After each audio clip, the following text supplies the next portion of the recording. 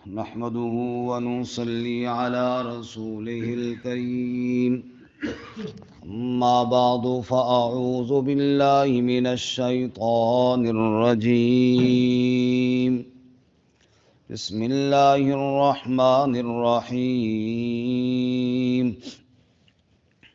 والذي أوحينا إليك من الكتاب هو الحق مصدقا لما بين يديه إن الله بعباده لخبير بصير ثم أورثنا الكتاب الذين اصطفينا من عبادنا فمنهم ظالم لنفسه ومنهم مقتصد ومنهم سابق بالخيرات بإذن الله ذلك هو الفضل الكبير جنات عدن يدخلونها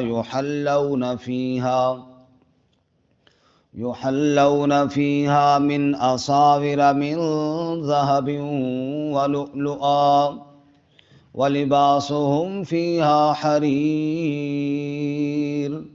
وقالوا الحمد لله الذي أذهب عنا الحزن إن ربنا لغفور شكور الذي أحلنا دار المقامة من فضله لا يمسنا فيها نصب ولا يمسنا فيها لغوب والذي أوحينا إليك من الكتاب اور وہ جو ہم نے وحی کی آپ کی طرف کتاب سے هو الحق وہ حق ہے مصدقا لما بین یدیہ تصدیق کرنے والا ہے اس کے لیے جو اس سے آگے ہے ان اللہ بعبادہ لخبیر بصیر بے شک اللہ تعالیٰ اپنے بندوں کے ساتھ یقیناً خبر رکھنے والا دیکھنے والا ہے ثم اورثنا الکتاب پھر ہم نے وارث بنایا کتاب کا الذین اصطفینا من عبادنا ان لوگوں کو جن کو چن لیا ہم نے اپنے بندوں میں سے فمنہم ظالم لنفسہ پس بعض ان میں سے ظلم کرنے والے ہیں اپنی جان کے لیے ومنہم مقتصد اور بعض ان میں سے درمیانے ہیں ومنہم سابق بالخیرات بإذن اللہ اور بعض ان میں سبقت کرنے والے ہیں خیرات کے ساتھ اللہ کے حکم سے ذالک هو الفضل الکبیر یہ بڑا فضل ہے جنات عدن باغات ہمیشہ کے یدخلونہا داخل ہوں گے ان میں یحلون فیہا پہنائے جائیں گے ان میں من اساور من ذہب ولؤلؤا کنگن سونے کے اور موتیوں کے ولباسہم فیہا حریر اور لباس ان کا اس میں ریشم ہوگا وقالوا اور وہ کہیں گے الحمدللہ سب تعریفیں اللہ ہی کے لیے ہیں الذی اذہب عنا الحزن وہ ذات جس نے دور کر دیا ہم سے غم کو ان ربنا لغفور شکور بے شک ہمارا رب یقیناً بخشنے والا قدردان ہے الذی احلنا دار المقامت من فضلہ وہ ذات جس نے ہمیں اتار دیا ہمیشہ ٹھہرنے والے گھر میں اپنے فضل سے لا یمسنا فیہا نصب نہیں پہنچی ہمیں یہاں پر کوئی مصیبت ولا یمسنا فیہا لغوب اور نہیں پہنچی ہمیں اس میں کوئی تھکاوٹ سبحان ربک رب العزت عما یصفون وسلام على المرسلين والحمد لله رب العالمين. اللهم صل على محمد وعلى آل محمد كما صليت على إبراهيم وعلى آل إبراهيم إنك حميد مجيد. اللهم بارك على محمد وعلى آل محمد كما باركت على إبراهيم وعلى آل إبراهيم إنك حميد مجيد. معزز سامعین، سورہ فاطر کا چوتھا رکوع آیت نمبر 31 سے لے کر 35 تک تلاوت کی ہیں۔ اللہ رب العزت ان کے مطابق صحیح بیان کی توفیق عطا فرمائے، آمین اور ہمیں قرآن و سنت پر عمل کرنے کی توفیق عطا فرمائے۔ آمین۔ اس سے قبل گزشتہ سبق میں اللہ تعالیٰ نے اپنی وحدانیت کے دلائل بیان کرنے کے بعد فرمایا، بے شک اللہ تعالیٰ کے بندوں میں سے جو اللہ تعالیٰ سے صحیح ڈرتے ہیں وہ علم والے ہیں۔ پھر آگے ان کی صفات کو بیان کیا کہ وہ اللہ کی کتاب کی تلاوت کرتے ہیں، نماز قائم کرتے ہیں، اور اللہ نے جو ان کو دیا ہے اس میں سے خرچ کرتے ہیں۔ کہ وہ لوگ ہیں کہ ایسی تجارت کر رہے ہیں جس میں گھاٹا نہیں ہے، نقصان نہیں ہے۔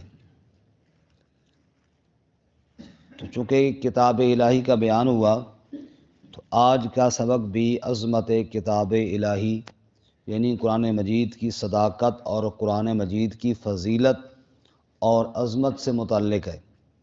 اور پھر وہ لوگ کہ جن کو اللہ نے قرآن مجید کا علم عطا فرمایا، ان کی عظمت اور فضیلت کو بھی اللہ نے ساتھ ہی بیان فرما دیا۔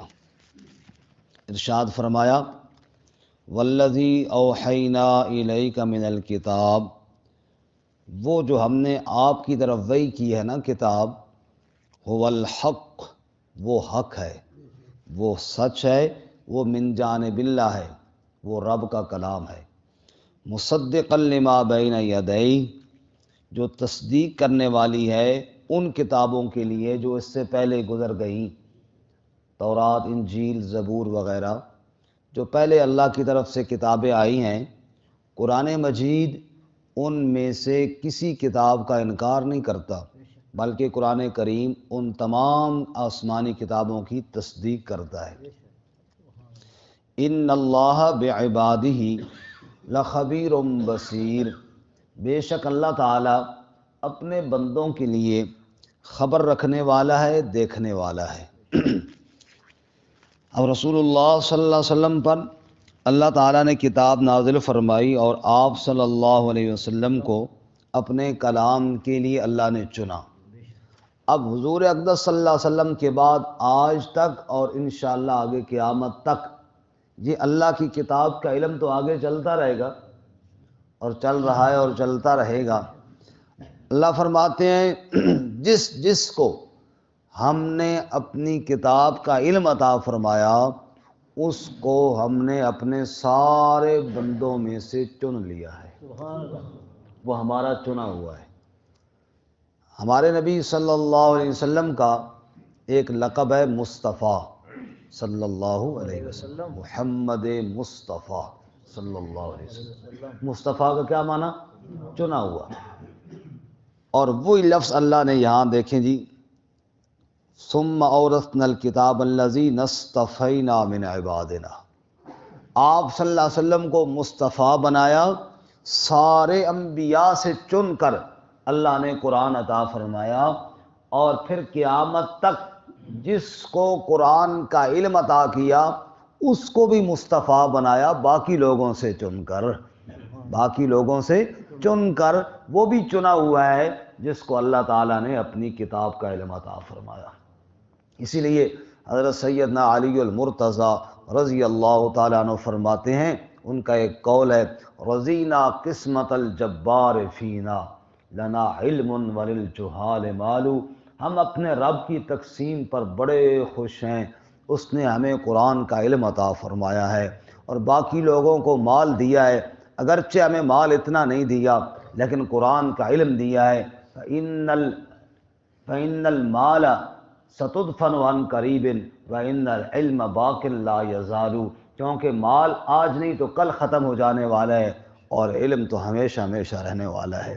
یہ رب کا کلام ہے، رب کی صفت ہے، جیسے اللہ ہمیشہ سے ہمیشہ ہے ایسے اللہ کا کلام بھی ہمیشہ ہمیشہ رہنے والا ہے۔ تو اللہ نے ہمیں وہ چیز دی ہے جو اللہ تعالیٰ کا اپنا کلام ہے، اور اللہ ان کو دیتا ہے جن کو اللہ اپنے بندوں میں سے چن لیتا ہے۔ ایک سوال پیدا ہوتا ہے عموماً، اور اس کو بار بار دہرایا بھی جاتا ہے، بھائی جی فلاں آدمی اس کے سینے میں قرآن ہے، وہ عالم ہے، فلاں ہے، اور جی اس کے اندر یہ غلطی ہے، جی یہ کیسا عالم ہے، اگر وہ عالم ہوتا تو یہ نہ کرتا، اس کے اندر یہ غلطی ہے، یہ غلطی ہے، وہ مجرم ہے، وہ فلاں ہے۔ اللہ تعالیٰ نے یہاں پر بتا دیا کہ جس کو ہم نے قرآن کا علم دیا وہ غلطیوں سے پاک نہیں ہے ضروری، یہ تو انبیاء کی شان ہے، یہ تو انبیاء علیہ السلام کی شان ہے کہ ان کو ہم نے معصوم بنایا ہے۔ باقی اللہ فرماتے ہیں بعد میں اس کتاب کا علم جن جن کو ہم نے دیا ہے ان کی 3 قسمیں ہیں۔ ان کی کتنی قسمیں ہیں؟ نمبر 1، ان میں وہ ہیں جو ظالم لنفسی، گناہ گار ہیں، اللہ کی چنے ہوئے بھی ہیں، کتاب الہی کا علم بھی ہے، لیکن پھر بھی گناہ گار بھی ہیں۔ ایسے علماء بھی ہیں جو گناہ گار بھی ہیں، خطا کار بھی ہیں۔ اللہ فرماتے ایک قسم تو یہ ہے۔ دوسری قسم وَمِنْهُمْ مُقْتَصِدٌ، درمیانے قسم کے ہیں، ان کی نیکیاں برائیاں برابر ہیں، بس کبھی گناہ کر لیا، کبھی توبہ کر لی، کبھی اللہ تعالیٰ کی طرف رجوع کر لیا، کبھی غلطی ہو گئی۔ ایک طبقہ علماء میں ایسا بھی ہے۔ وَمِنْهُمْ سَابِقٌ بِالْخَيْرَاتِ بِإِذْنِ اللَّهِ، اور ایک تیسرا طبقہ ہے جو نیکیوں میں بہت آگے بڑھنے والا ہے، لیکن ہیں تینوں طبقے اللہ کہتے ہیں میرے چنے ہوئے ہیں۔ سنیے ذرا اللہ کیا فرماتے ہیں، ثُمَّ أَوْرَثْنَا الْكِتَابَ، پھر ہم نے وارث بنایا کتاب کا، الَّذِينَ اصْطَفَيْنَا مِنْ عِبَادِنَا، ان لوگوں کو بنایا جن کو ہم نے چن لیا اپنے بندوں میں سے۔ یہ کتاب الہی کا علم ہر بندے کو حاصل نہیں ہوتا، اسی بندے کو ملتا ہے جو اللہ کا چنا ہوا ہوتا ہے۔ فرمایا اصطفینا من عبادنا، جس کو ہم نے چن لیا اپنے بندوں سے اس کو ہم نے اپنی کتاب کا علم دیا۔ فمنہم ظالم لنفسہ، ان میں ایک طبقہ تو وہ ہے جو اپنی جان پر ظلم کرنے والا ہے، سینے میں اللہ کی کتاب کا علم بھی ہے، پھر بھی گناہوں کے اندر لگے ہوئی ہیں، پھر بھی غلطیوں میں لگے ہوئی ہیں۔ ایک طبقہ علماء میں ایسا بھی ہے، وَمِنْهُمْ مُقْتَصِدٌ، اور ایک طبقہ ان میں سے درمیانہ بھی ہے، کبھی نیکی کر لی کبھی گناہ کر لیا، نیکیاں بھی ان میں کے نامہ اعمال میں ہیں، برائیاں بھی ان کے نامہ اعمال میں ہیں۔ اور تیسرا طبقہ وَمِنْهُمْ سَابِقٌ بِالْخَيْرَاتِ بِإِذْنِ اللَّهِ، تیسرا طبقہ ان میں وہ ہے جو نیکی کے کاموں میں سبقت کرنے والا ہے، نیکی کے کاموں میں بہت آگے بڑھنے والا ہے، بِإِذْنِ اللَّهِ، اللہ کے حکم کے ساتھ۔ تو 3 طبقے ہو گئے، ایک گناہ گار، ایک درمیانے، اور ایک نیکیوں میں آگے بڑھنے والے۔ اللہ فرماتے ہیں ذالک هو الفضل الکبیر، لیکن لوگوں ان تینوں طبقے میں جس کو بھی اللہ نے قرآن کا علم عطا کیا یہ اللہ کا بہت بڑا فضل ہو گیا ہے۔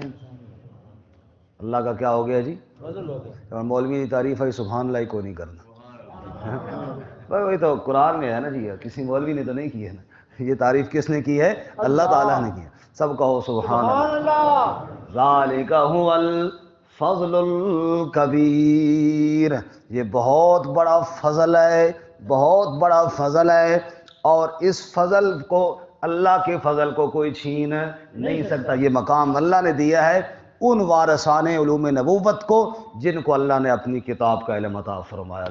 سبحان اللہ۔ جنات و عدن، آگے انعام کیا ملے گا؟ اب یہاں پہ دیکھنا 3 طبقوں کا ذکر اللہ نے کیا ہے۔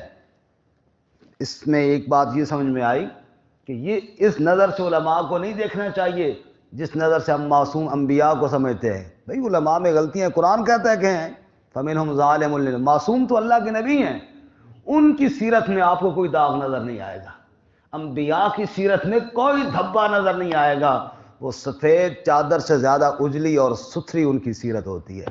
باقی علماء ان کی قرآن کہہ رہا ہے کہ غلطیاں ہیں انہوں نے، لیکن سنو، جنات و عدن، وعدہ اللہ نے کیا کیا ان سے؟ جنات و عدن، باغات کا وعدہ کیا ہے جو ہمیشہ والے ہیں، یدخلونہا، ان باغات میں وہ داخل ہوں گے، یحلون فیہا من اساور من ذہب ولؤلؤا، وہاں کنگن پہنائے جائیں گے سونے کے اور موتیوں کے، وَلِبَاسُهُمْ فِيهَا حَرِيرٌ، اور اللہ ان کو ریشم کا لباس پہنائے گا۔ سبحان اللہ۔ سبحان اللہ۔ وہ کنگن کیا کر سو؟ کنگن پہنیں گے، جنت کا خاص تحفہ ہے۔ دنیا میں سونا اللہ تعالیٰ نے مرد کے لیے حرام کیا، ریشم اللہ تعالیٰ نے حرام کیا، اور جنت میں اللہ تعالیٰ عطا فرمائیں گے۔ ایک قدر جو کئی سالوں دے دے سا انشاءاللہ۔ وَلِبَاسُهُمْ فِيهَا حَرِيرٌ، ریشم کا لباس۔ رسول اللہ صلی اللہ علیہ وسلم نے ارشاد فرمایا، اللہ تعالیٰ نے ہمارے لیے ریشم منع کیا ہے، دنیا کے اندر ہم نہیں پہنتے، اللہ ہمیں جنت میں پہنائے گا انشاءاللہ۔ دنیا کے اندر زیور، سونے کی انگوٹھی ایک صحابی کی انگلی میں آپ صلی اللہ علیہ وسلم نے دیکھی، آپ نے یوں کھینچ کر نا اتار کر پھینک دی، حضور نے فرمایا یہ کیا آگ کا انگارہ پہن رکھا ہے؟ اور بعد میں صحابہ کرام نے اس کو کہا بھئی اس کو اٹھا لے اور بیچ دے، بیچنا تو منع نہیں ہے، عورتوں کے لیے بھی منع نہیں ہے۔ اس نے کہا جس کو حضور نے پھینکا ہے میں اس کو ہاتھ نہیں لگاتا۔ ایسے عظیم لوگ تھے وہ۔ بہرحال دنیا کے اندر اگر کسی نے سونے کی انگوٹھی پہنی تو آگ کا انگارہ ہے، لیکن جنت کے اندر اللہ اپنے جنتی بندوں کو زیورات پہنائیں گے اور ریشم کے لباس پہنائیں گے۔ دنیا کے اندر 2 قسم کے لوگ ہوتے ہیں، ایک تو وہ ساتھی ہوتے ہیں جو ماشاءاللہ اچھے اچھے جوڑے لے کر دیتے ہیں نا مولوی صاحب کو، ایک وہ ہوتے ہیں جو کہتے ہیں دکاندار سے بھئی گھٹیا تو گھٹیا جوڑا دے، کیوں کہ مولوی صاحب نو دینا، دے لو، وَلِبَاسُهُمْ فِيهَا حَرِيرٌ، ایک وقت آنے والا ہے انشاءاللہ ریشم ملے گا، پھر سمجھ آئی؟ پھر اس وقت پھر نہ مانگنا ہم سے کہ جناب ہمیں بھی دو۔ اللہ ہم سب کو نصیب فرمائے، اللہ جنت کی ساری نعمتیں سب کو نصیب فرمائے۔ یہ جو صبح قرآن مجید کا درس آپ سنتے ہیں تو آپ بھی تو قرآن والے ہیں نا، اللہ نے چنا ہے نا۔ باقی ہزاروں لوگ ایسے ہیں جو صبح اٹھتے ہیں اخبار پڑھتے ہیں، فیس بک پڑھتے ہیں اور پتہ نہیں کیا چیزیں دیکھتے ہیں۔ آپ جتنے حضرات یہاں تشریف فرما ہیں تو اللہ نے چنا ہے نا کہ صبح اٹھ کر پہلے اللہ اپنی کلام کی زیارت کرواتا ہے، یہ اللہ کا بہت بڑا فضل ہے، سب کو الحمدللہ۔ رسول اللہ صلی اللہ علیہ وسلم نہیں فرمایا میں تم میں سے کون یہ بندہ پسند کرتا ہے صبح سویرے بازار میں جائے 2 اونٹنیاں، عرب کے اندر اونٹنی گابن بہت بڑا قیمتی سرمایہ سمجھی جاتی ہے، جو سویرے سویرے بازار میں جائے 2 اونٹنیاں خرید کر لے آئے اور مفت میں مل جائیں اس کو، پیسہ بندہ لے نہیں بھئی یار جی چلو رہن دو، پیسے بھی نہ لے، چوری نہ کرے، کسی کا نقصان نہ کرے، مفت میں مل جائے، یہ کون پسند کرتا ہے؟ صحابہ نے کہا یا رسول اللہ ہر بندہ پسند کرتا ہے، فری میں 2 اونٹنیاں مل جائیں۔ میرے نبی نے فرمایا صبح 2 آیتیں سیکھ لینا 2 اونٹنیوں سے بہتر ہے، سبحان اللہ۔ 3 آیتیں سیکھ لینا 3 اونٹنیوں سے بہتر ہیں۔ تو صبح الحمدللہ 2-4 آیتیں جو ہم سیکھ لیتے ہیں یہ اللہ کا بڑا فضل ہے، سب کو الحمدللہ۔ الحمدللہ۔ اور یہ الحمدللہ جو ہے نا جی انشاءاللہ جنت میں جا کر بھی کہیں گے انشاءاللہ۔ اگلی آیت میں دیکھو وَقَالُوا، اور پھر جنت میں جانے کے بعد کیا کہیں گے؟ الحمدللہ، سبحان اللہ، الحمدللہ، سب تعریفیں اللہ ہی کے لیے، الذی اذھب عنا الحزن، جس ذات نے ہم سے سارے غم دور کر دیے، سارے دنیا کے غم چھوٹ گئے، سارے دنیا کی پریشانیاں دنیا کے اندر ہی رہ گئیں، اور سارے غموں سے اللہ نے نجات عطا فرمائی۔ اللہ ہمیں اسی طبقے میں شامل فرما۔ ان ربنا لغفور شکور، بے شک ہمارا رب بخشنے والا قدردان ہے۔ کون اللہ؟ الذی احلنا دار المقامت من فضلی، وہ ذات جس نے ہمیں اتار دیا، جس نے ہمیں ٹھکانہ دیا دار المقامہ، ہمیشہ رہنے والے گھر میں۔ دنیا کا مکان، دنیا کا گھر یہ تو کرائے والا ہے، میرا اپنا ہے اور میرا کرائے کا، سب کا کرائے کا ہے۔ دنیا کا گھر، دنیا ایک کرائے کا گھر ہے، ایک نہ ایک دن بدلنا پڑے گا۔ اے انسان، جو دنیا سے چلا گیا، جنت میں پہنچ گیا، وہاں جا کر کہے گا الذی احلنا دار المقامہ، میں کہتا تھا یہ میرا اپنا گھر، آج پتہ چلا اپنا گھر تو آج ملا ہے، جس اللہ نے ہمیں ہمیشہ والے گھر میں ٹھہرا دیا، من فضلہ، اللہ نے اپنے فضل سے عطا فرمایا۔